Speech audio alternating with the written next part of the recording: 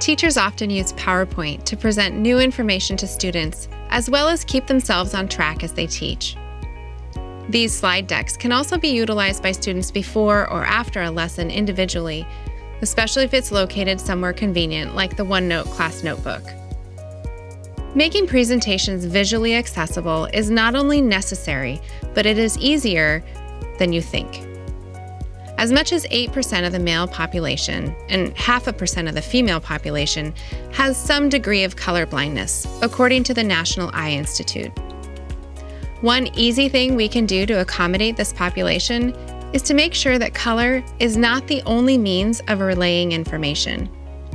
Using different shading techniques, like the one in this graph, is an easy way for all people to be able to successfully read a graph or chart. Another way we can ensure that our presentation is visible for everyone is to have a high contrast in color between background and text. High contrasting colors can also help students with other print disabilities, such as dyslexia. Making sure that the words on the screen are visible will make the information you want to convey stand out. Text that appears over the top of graphics can be difficult for many people to read because there can be competing colors around the words. Simple text on a basic background usually has the best visibility. Presentation slides are meant as a guide, not an entirely text-based experience.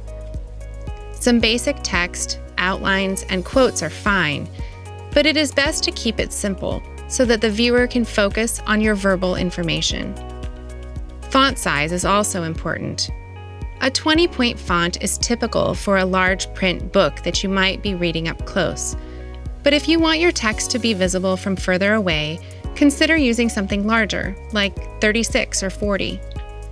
It can be important to have text appear at different times for some presentations. The right timing can build suspense and provide great impact for an audience.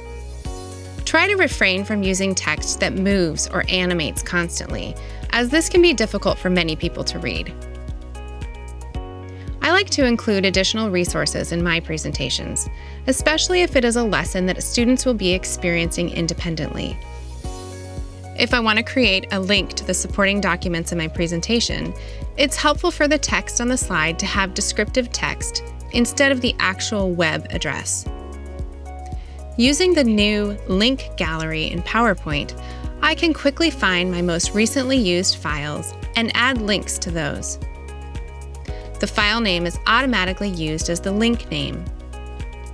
Screen readers do a much better job of relaying information to viewers with actual words instead of web addresses. Students with print disabilities, non-native speakers, or those who are deaf or hard of hearing may wish to listen to lessons more than once. This can be especially helpful if students are trying to capture notes at the same time, as they can pause the recording to write something down.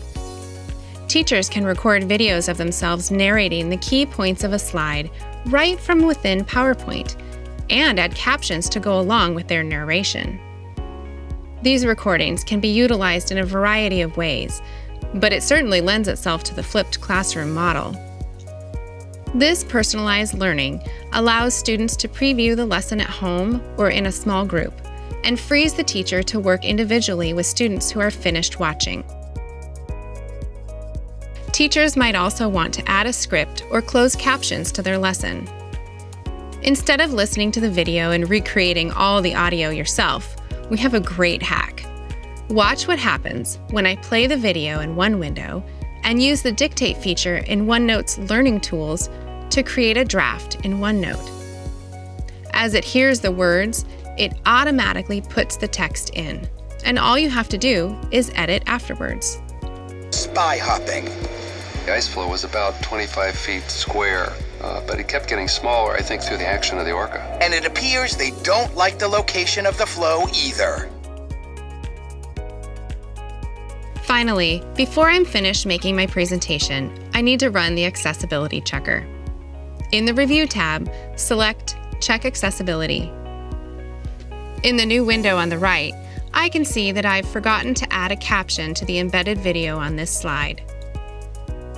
By adding this text, A person using a screen reader will understand that there is a video there. I can even select the item in the list, and more information appears below describing why this is a problem and how I can fix it. Running this check is my new habit to ensure that everyone has access to this material. It was easy to do, easy to make quick fixes, and something that needs to be part of our daily creation process. It is so important for all of us to remember our diverse audiences when creating new PowerPoint presentations. We have such great tools right here to accommodate audiences with a wide range of vision, hearing, mobility, and cognitive abilities. We must utilize them in order for everyone to be able to see, navigate, and understand the content.